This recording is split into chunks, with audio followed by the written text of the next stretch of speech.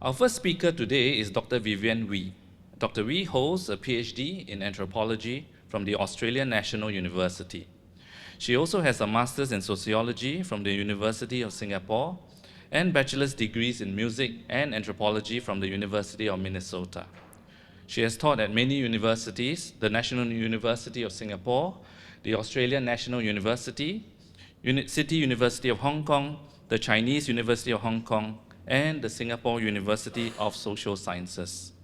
Today, Dr. Wee continues to engage in independent research in areas including anthropology, heritage conservation, and linguistic documentation.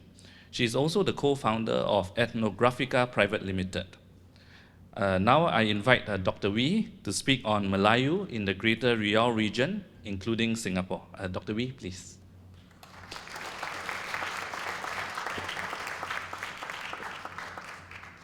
Good morning, everyone. I'm sorry I have to talk to you sitting down because I had a knee operation. I'm still recovering. First of all, I must thank the Genealogy Society of Singapore for this opportunity to express my thoughts. Okay, slide 2, please. I will discuss 4 topics in my speech today. First, we have to get rid of 2 assumptions. First assumption we should get rid of is that we should not mix up language and people. I'm speaking to you now in English, but I'm not English. If we get language and people mixed up, we would say that many people in Singapore are English, which is not true. It does not make sense that people labeled as Malays automatically speak the Malay language. Languages have to be learned. They are not automatic. If speaking a language is automatic, then babies will be born speaking a language. There is no language gene. Because languages have to be learned, we can learn several languages. I learned the Malay language from a Minangkabau teacher in Australia because there were no courses in Singapore. So what is English in Singapore now? It is a lingua franca. What's a lingua franca? It's a second language used by speakers of other languages. In the past, people who speak language as a lingua franca used it only to communicate with others who don't speak their language. It's the same reason as we are speaking in English, rather than some esoteric language that not everybody would understand.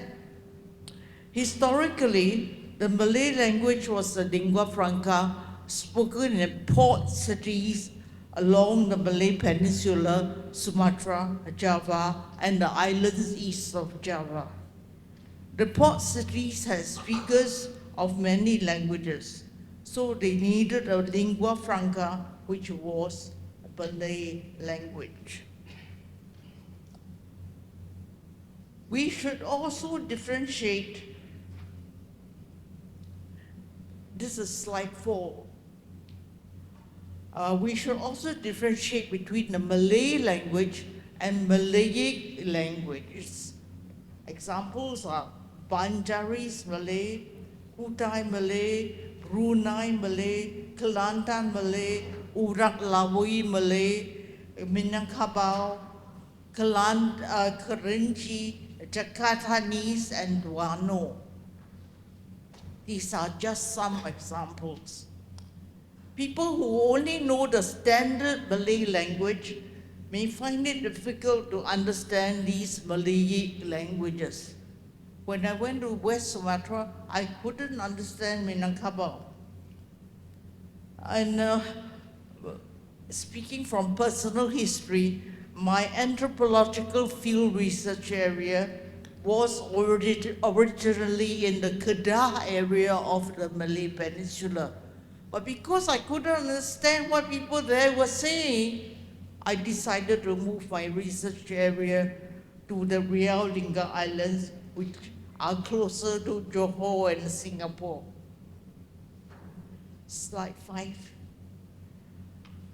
The second assumption we should get rid of is that Singaporeans are just faithfully following constitutional definitions of Chinese, Malay, Indian, and Eurasian.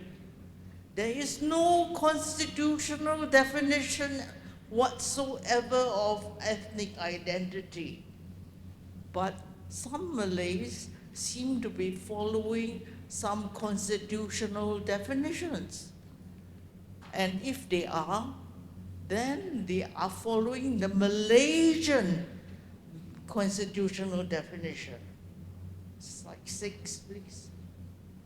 The term Malay is defined in the Malaysia Constitution, which is written in English.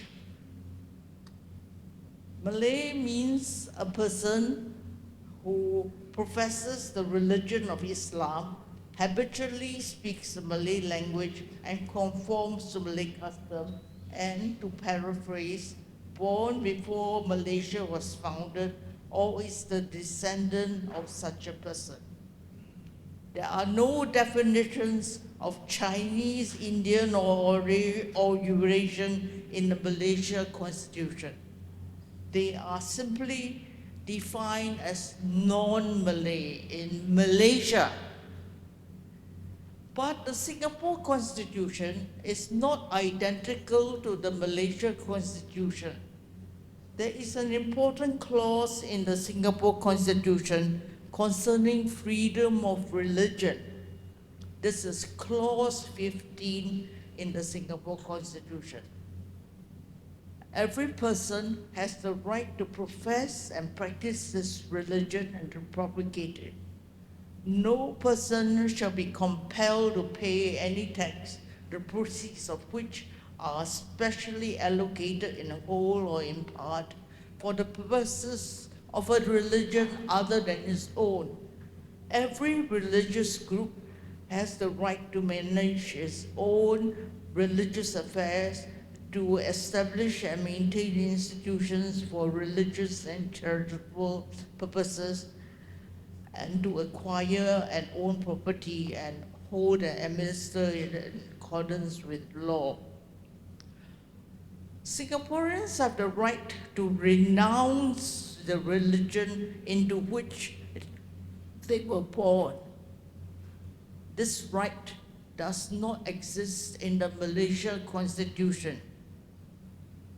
The Singaporean right to renounce a religion is acknowledged by the Office of the Mufti in MUIS, which is the Islamic Religious Council of Singapore.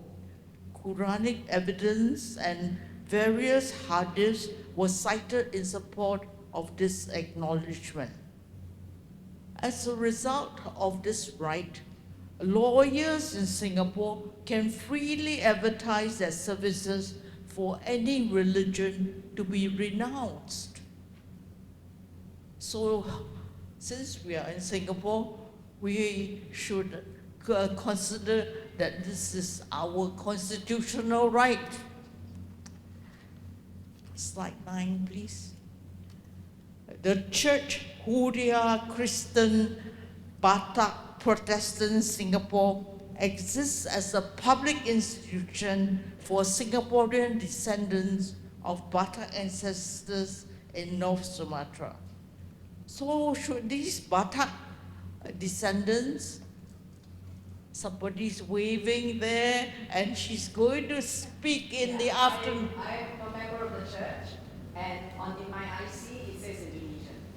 So I'm not Malay. Although I'm part of the Malay, as Bataks we're part of the Malay peoples, but on my IC it says Indonesian. Thank you. Well, we have Nora's word for it, but according to the Malaysia Constitution, they would not be, Bataks would not be included as Malay because Malay means Muslim. But in Singapore, you have freedom of religion. So in Singapore, they could be included as Malays, and that's why we have Nora with us today. So the title of my talk is Melayu in the Greater Riau region. So in what sense is Singapore part of the Greater Riau region, which includes Batam, Bintan, and Pulang? I cite a book with the title 700 Years, A History of Singapore by Kwa Chong Guan, Derek King, Peter Boschberg, and Tan Tayong. They situate Singapore's starting point at 700 years based on multidisciplinary sources, including the latest archaeological discoveries. The 700 years of Singapore's past, this is slide 11. The 700 years of Singapore's past are acknowledged by the government of Singapore. In 2019, the Singapore Bicentennial Office commissioned a statue of Sang Nila Utama at the Raffles Landing site to commemorate the bicentennial of the founding of Singapore along with other pioneers. Around the same time, in Fort Canning, a Sang Nila Utama garden was created to commemorate the palace that had existed in the 14th century. Slide 13. The status of Singapore's past is even acknowledged in the Singapore Constitution, which states, the government shall exercise its functions in such manner as to recognize the special permission of the Malays, who are the indigenous people of Singapore. And accordingly, it shall be the responsibility of the government to protect, safeguard, support, foster, and promote their political, educational, religious, economic, social, and cultural interests and the Malay language. Now we have some documentary evidence from the 18th century of the situation in Singapore. It was part of the Temengong's Perintah, a term which means domain. And this domain consisted of islands in the northwestern part of the Riau Islands, including Pulang and Batam, as well as Singapore and part of the Johor coast. The Temenggung was the minister of the Johor Sultanate. His descendant is now Sultan of Johor and is also the Yang di-Pertuan Agong. The Orang Laut of Singapore were his anak buah or followers. So this was a situation long before Stanford Raffles and Thomas Parker, representing the English East India Company, came to Singapore to set up a trading post.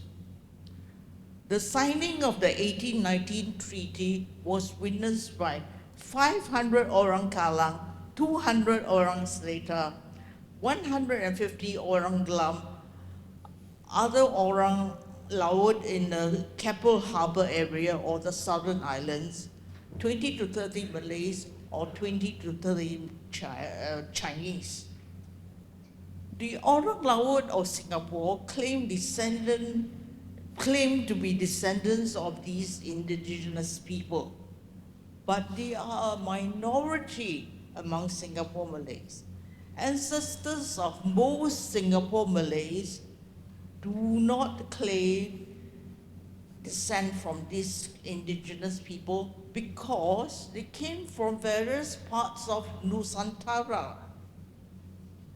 The majority are not original inhabitants of Singapore. They did not originate from Singapore.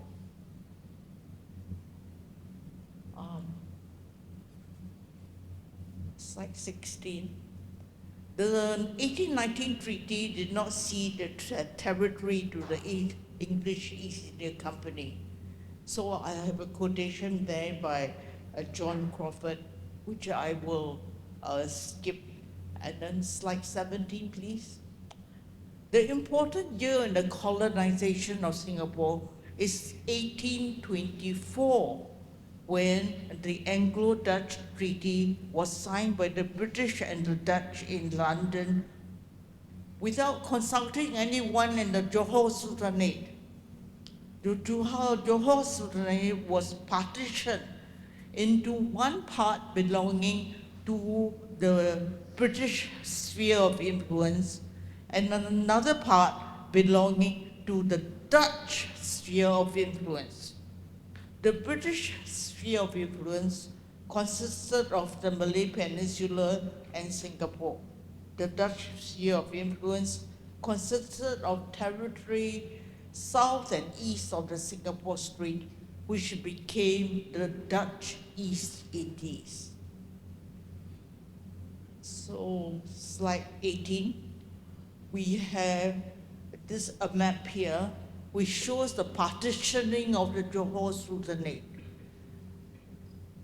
Post-partition Johor Sultanate is at the southern tip of the Malay Peninsula. Pahang was the domain of the Bendahara, the chief minister of the Johor Sultanate, and the current international boundary between Singapore and Indonesia is the boundary between the British and Dutch spheres of influence. Slide 19. Now, Singapore has evolved from a pre-modern state with a ruling sultan to a confluence of migration streams from various parts of Nusantara. Those who came to Singapore consisted mainly of male migrants with a female minority. Most of the male migrants married local women who may even be descendants of the indigenous population. I know a few such marriages. So the children of these mixed marriages were not likely to speak the language of their father. Instead, they spoke the Malay language, the language of their mother. Furthermore, the government of the day recognized and still recognizes the Malay language as the indigenous language in its educational syllabus, rather than the language of the migrant men such as Javanese, Sundanese, Bugis, Bawianese, or any other language from the former Dutch East Indies. Now we come to the ethnic composition of Singapore. To understand this, we must consider the attitudes of the British colonial officers as they control the incoming streams of migration. Attitudes of disdain towards the natives of Nusantara, including the Malays, prevailed from Stamford Raffles to other British officers. To quote Raffles, "The Malay living in a country where nature grants almost without labor all his wants is so indolent that when he has rice, nothing will induce him to work." But migrants from China were viewed by these British colonial officers as diligent, shrewd, and monopolistic. Slide 21. So the ethnic composition of Singapore is not accidental. It comes about as a result of these racist attitudes of the British colonial officers. Slide 22. Singapore has changed drastically since British colonial times. Before 1965, it was part of Malaysia. But on 9th August 1965, it separated from Malaysia and became the Republic of Singapore. And moreover, the state became an entrepreneur through its statutory boards and state-owned enterprises. English became the language of the business world. Some Singapore Malays are well prepared for this change, and they have become corporatized and English speaking. Other Singapore Malays have remained predominantly Malay speaking and are slow to be upwardly mobile. Singapore Malays are now divided into an upwardly mobile elite and others who are regarded by the state as problematic.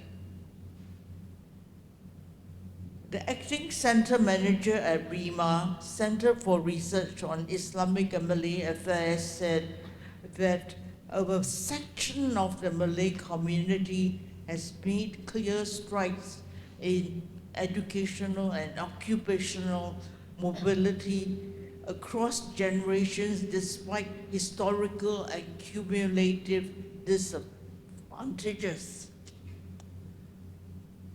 Slide 22. But poverty is not specific to any community.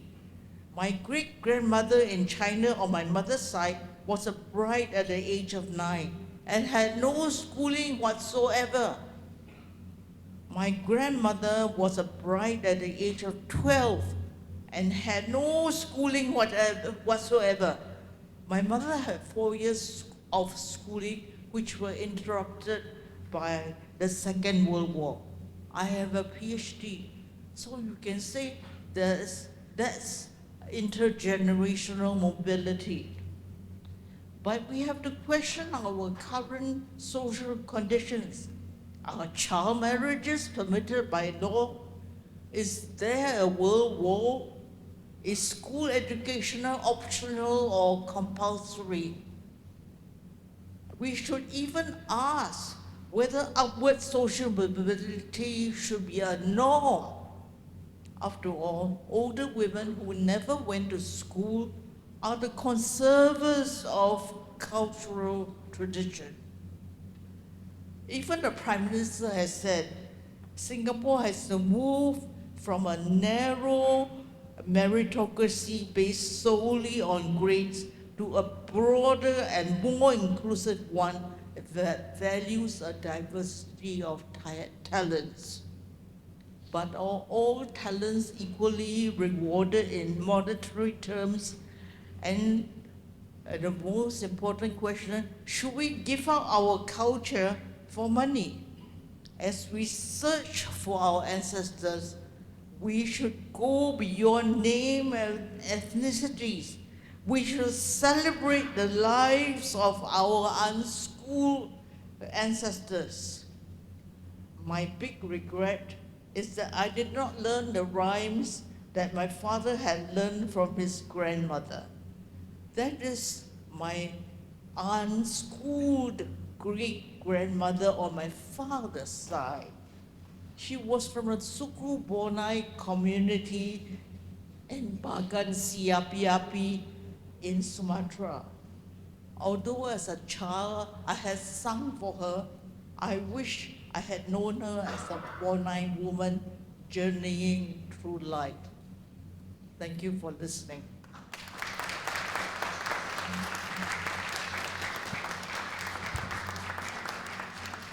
Thank you, Dr. Wee. We now have time for some questions. May I invite members of the audience to raise your hands if you have a question? And when invited, please kindly identify yourself and keep your question brief so that more people can participate. Who is the brave soul who would like to ask the first question? Oh, all right. Yes, sure. Mike, yes. Dr. Wee, and I think thank you so much, Dr. Wee. You know what is missing here? People who are 30 and below. You see, all of us are here because we are so proud of our background. My mother-in-law is Peranakan, and I did my best to preserve, and I've also have a photographic album. I challenge all here, Juliana, let's run this specifically for the 30 and below, with Dr. Wee and all the other speakers speaking.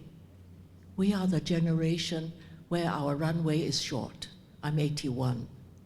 I will carry this for 10 more years. But let's do it again. Who says yes? Juliana, let's do it again. Thank you.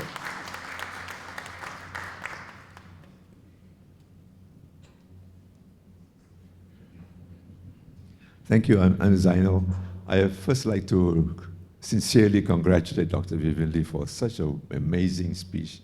And the background information, some of them, first time I hear the word Malay. It's interesting, isn't it? So much to learn. My question I'd like to ask actually, when you were sharing with us about the Malays in this region, the element of religion. And for Malays, Islam. But for the Chinese, they're more diverse and not as important as the Malays as far as religion is concerned. How do you see the element of religion in terms of bringing the Malays together and bringing the Malays together with the non-Muslims in Singapore? Thank you. Actually, I give you the example of Indonesia, which has over 200 million people. And they have freedom of religion. People can choose out of 6 religions. So I have a book coming out which is called Melayu People Place, which is set among the Riau Islands, which I can see through the windows there. And they have religion. They have freedom of religion. So I have some Orang Laut friends who choose to be Roman Catholic. And they are Melayu Asli. They are not Melayu Dagang, they are Melayu Asli. That means the original Melayu. So, and we know from historical evidence that Islam entered the Malay world only in the 12th century. In Palembang, Palembang was well known as a Buddhist center. So my great-grandmother is not Muslim, obviously. She's Suku Bunai, but she's not Muslim because she married a man surnamed Lo. And she was given a Chinese funeral. I remember following the hearse. But there's freedom of religion in many places. And certainly in Singapore, we have freedom of religion, which is in the Constitution. So who's going to change the Constitution?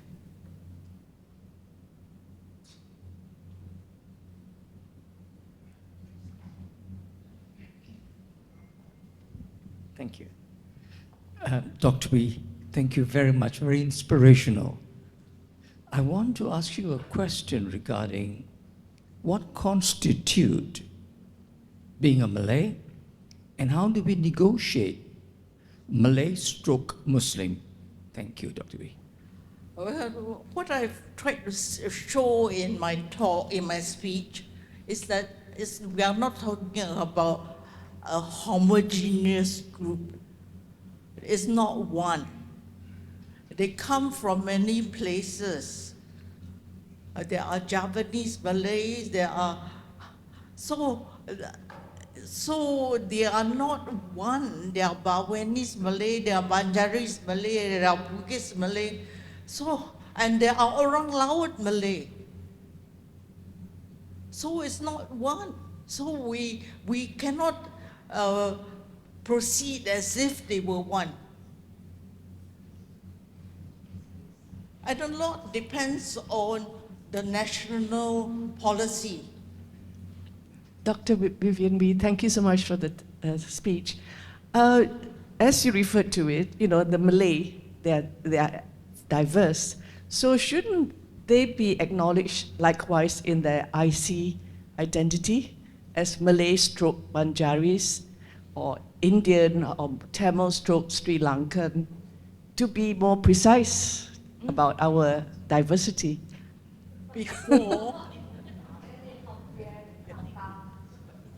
Before, when you look at the earlier censuses, they did acknowledge the difference. That's one. So the census categories change. The census categories change, I think, in the 1960s. And then before there were Hokkien and Teochew riots. There were Hokkien and Catholic riots. They were not one.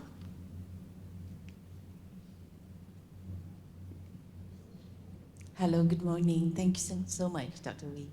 I'm Madiana. I am very worried about categorization. I think we should learn from I find the CMIO very restricting. Because if I have to have that identification in my IC, it will be Malay stroke Orang Laut stroke Hokkien. So I think we must watch out for categorizations. Oh yeah, I'm sure. So that's why. Yes, I think you are allowed to say, I've got a long voice. You are allowed to put down Javanese or Balinese, etc. in recent years. So I think that categorization is, for want of a better word, being slightly relaxed these days. Yeah, but it's not free, it's just relaxed. It's a start. It's a start. Hello, I just wanted to add that I believe that in Malaysia, their identity card, they actually list them not as Malays, but Javanese, Boyanese, and the different categories that actually is found in Malaysia. I don't know about the Malaysian census, but since the constitutional definition exists, they have changed. And anyhow, people are the product of mixed marriages. So what do you call somebody who is Javanese on the father's side and the mother is Orang Laut? See, the women tend to be often ignored.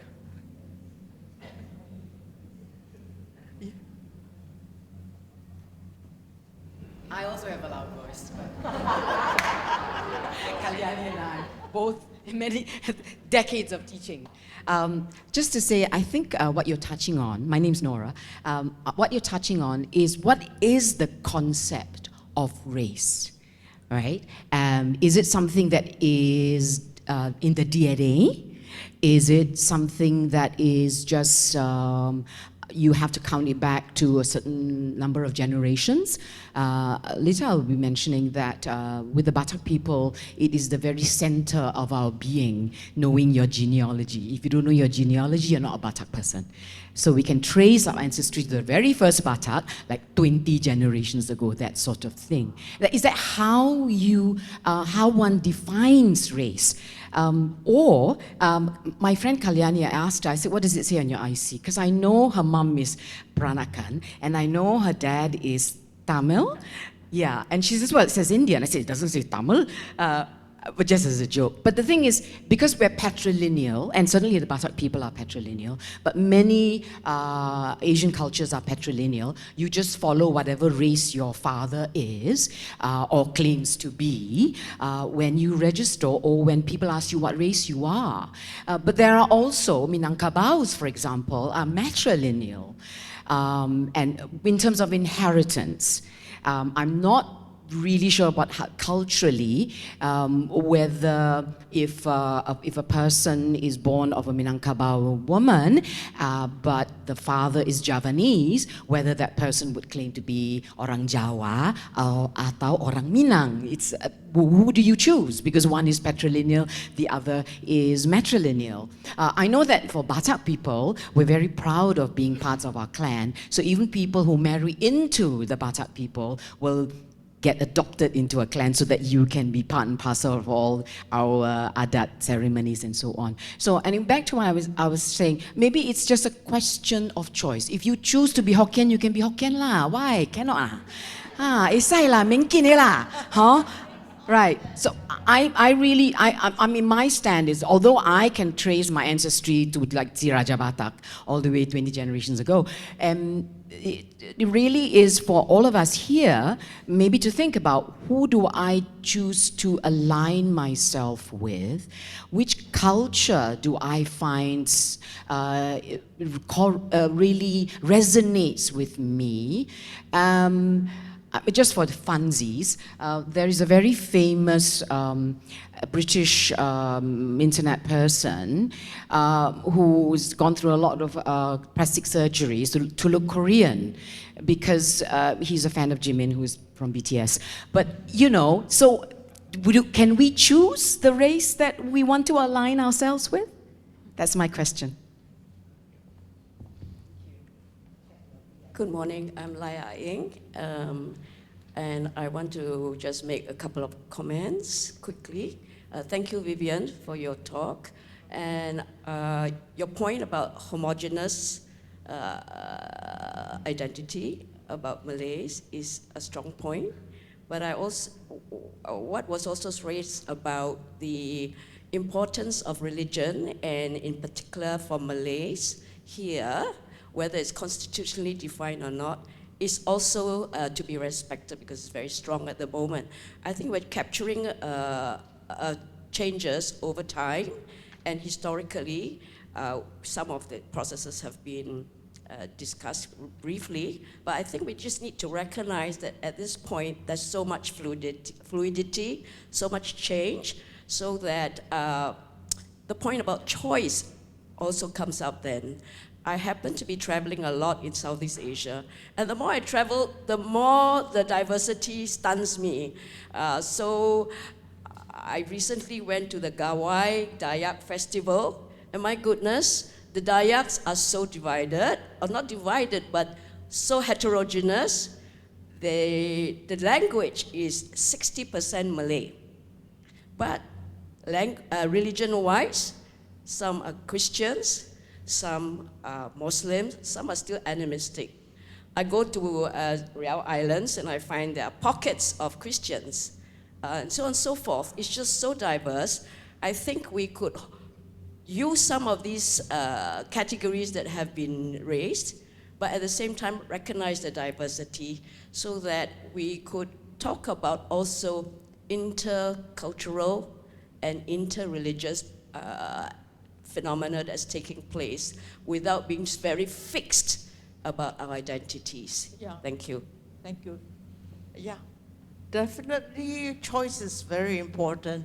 And when we recognize that Malay is not one, Chinese is not one, and Eurasian is definitely not one, Indian is definitely not one. So we should move away from this thinking of categories being homogeneous as different.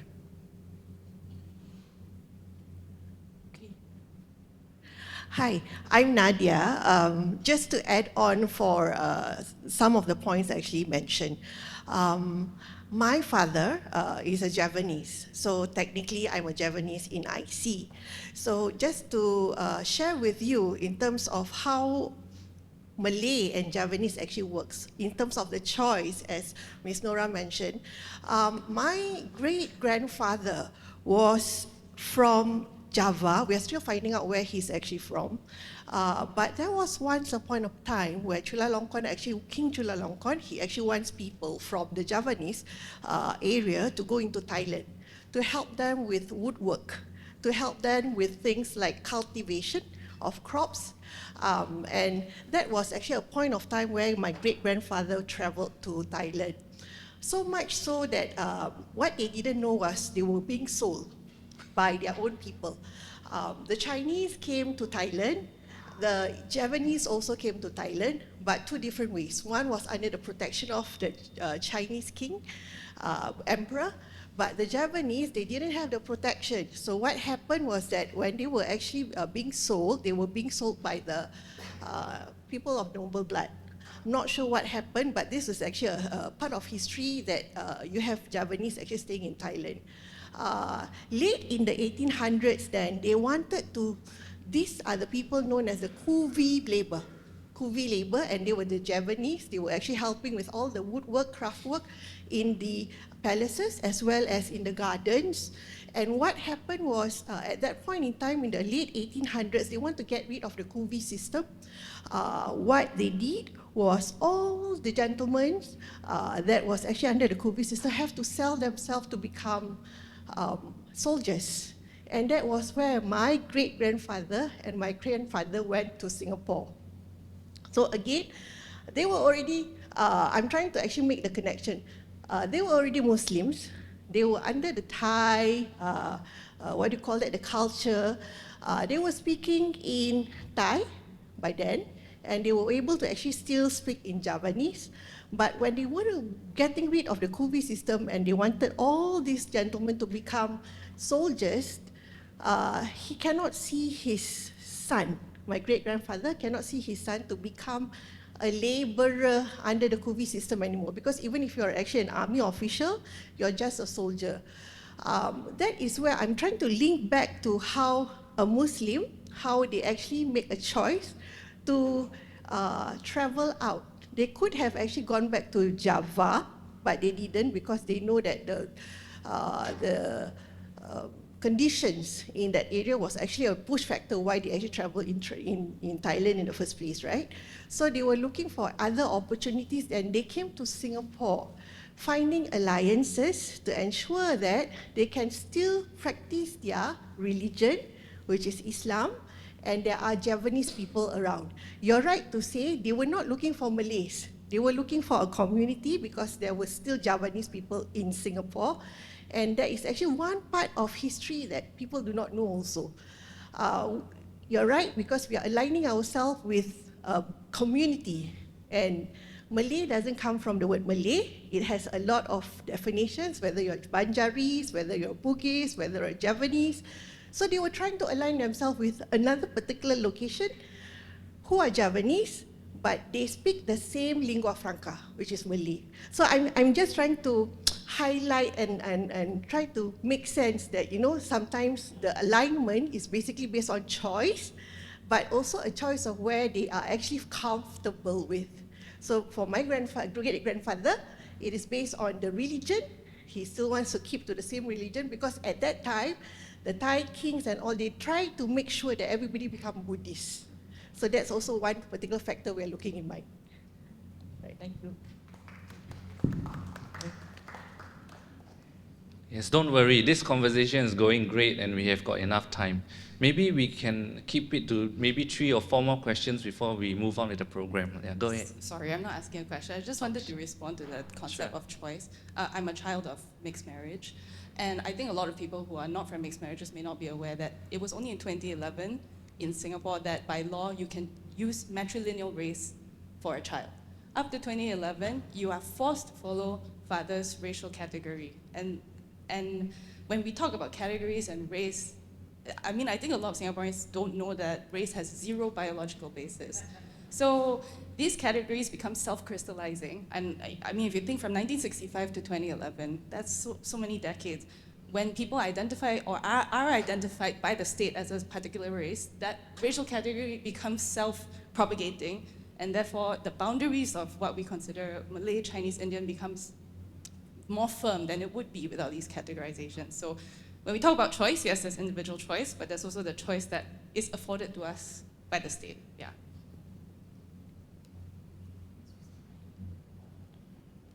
Shin Lian? Good morning, I'm Liu Xin Lian, the Genealogy Society's council member. I'm a Hakka. My father came from Tapu. Listening to this conversation, in the end, actually, I feel all of us are Hakka because we are guests to the land we live. And as a Hakka and the guest, we make our home Singapore or Malaysia or Indonesia. While we learn and grow, at the end, we are also guests to this whole wide world. We are all Hakka. Given 90 years, 80 years, 100 years, we are lucky. So enjoy being a Hakka and a guest. Thank you.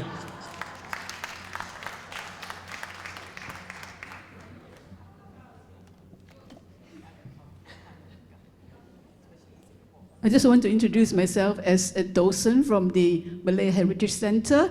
And right now, just a blurb for them, the latest theme is Dari Rantau ke Rumah, and they're questioning who is a Malay? What is the Malay identity? Please go and see and join our tours. Thank you.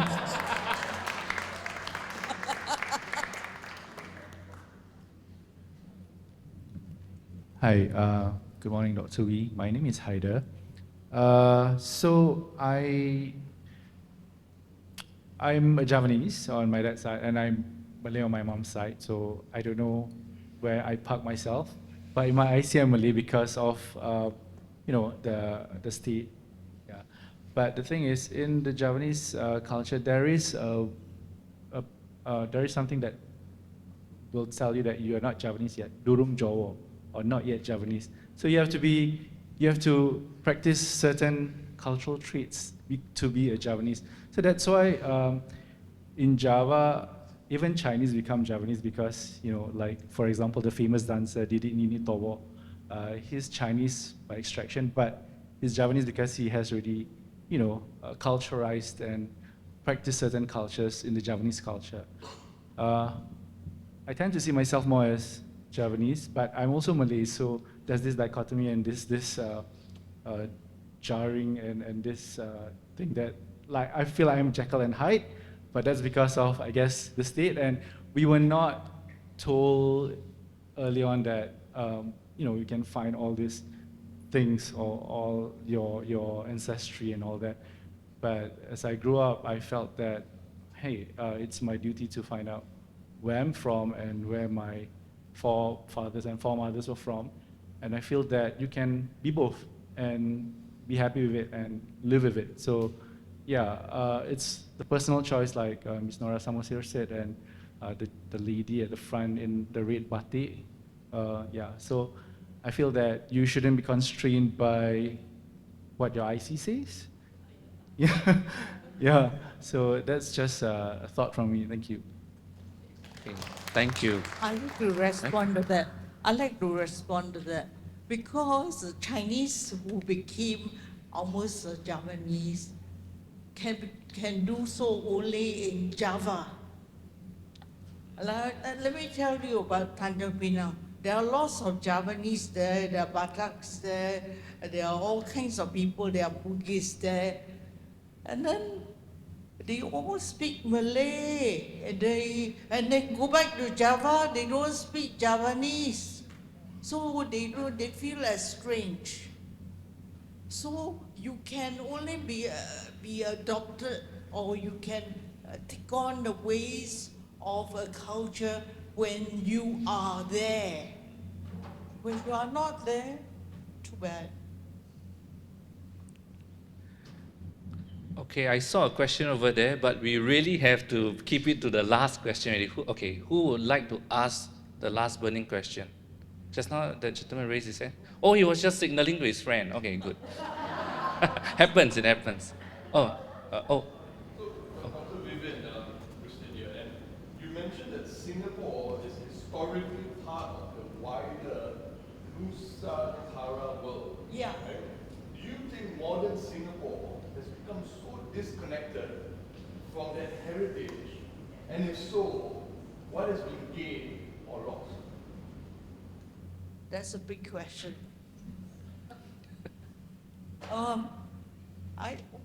Why did the people come here? Why do people go to Tanjung Pinang and Malay Peninsula?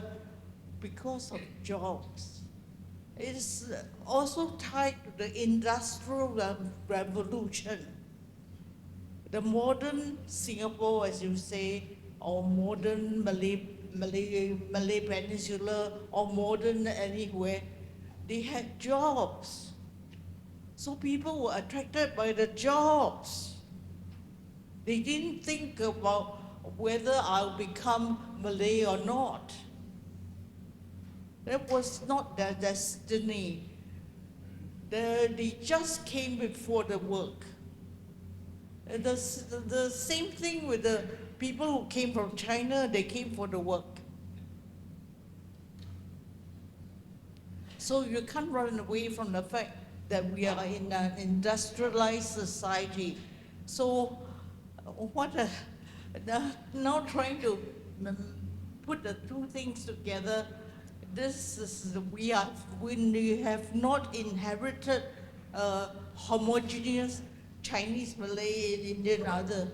No, it's not the way it is. Thank you. Just to link to that, so what are some practical ways communities can preserve cultural memory and heritage without limiting social and economic mobility? I think they have to face up to the fact that they are anak campur. They are just from mixtures. No, even if you are an Orang Laut, whether you are an Orang Laut and Javanese or Orang Laut and Bugis, you should face up to it. Okay. Thank you for the thoughtful questions. Okay, maybe you want to ask last one? Okay, but really last one. Because, okay, yeah. Mike, please. Last question. Sorry. Thank you. Do I qualify as a Hakka? According to Xin Lian, yes. No, I think I'm not a Paka. Hakka. But I think what you have shared with us today, it really says a lot about our Singapore. What happens in Malaysia? I'm considered Malay, although my ancestors, some come from India, but I see Malay. You were mentioned earlier on about the Malays in Singapore, definition, Singapore and Chinese, Malaysia. In Singapore, they restricted the definition of Malay because the government didn't want to end up paying free fees for the Malays. So they limited the number. In Malaysia, because of political reasons, they want to enlarge the definition of Malay, so they have more Malays because the ratio of Malays and Chinese were very close. So there are political considerations why, in fact, even definition of race is affected.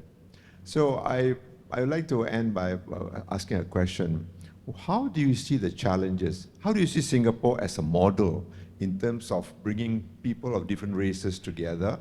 We talk about Malays, Chinese, but I think we are proud as Singaporeans, right? But in the case of Malaysia, they want to project more Malay, more Muslim. That's what my earlier question about religion. If we are not careful, religion can be a divisive factor.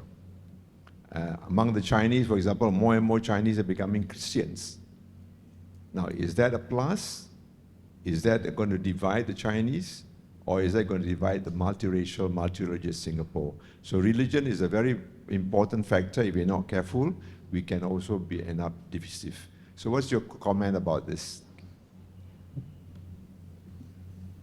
Nowadays, in the Chinese Christian church, pastor can fight with pastor. So I don't see the Chinese ganging up as Christians. That is very far-fetched. I don't see that happening. But you do see evangelization. You do see kind of wanting people to follow a particular way of worshiping. But people can choose. People can choose. As long as, in the spirit of our Constitution, which allows freedom of religion, we also allow freedom of religious interpretation. So if you look at the census figures, more and more people are saying no religion, but they still go to temples, and it's a kind of wanting not as a kind of fixed category. They are not in fixed categories.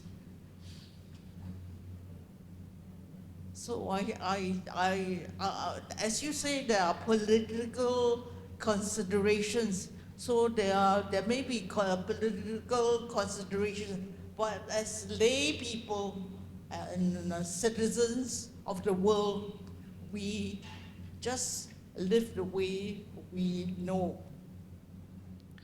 And I'm afraid we have to bring Q&A to a close. Please join me in thanking Dr. Wee.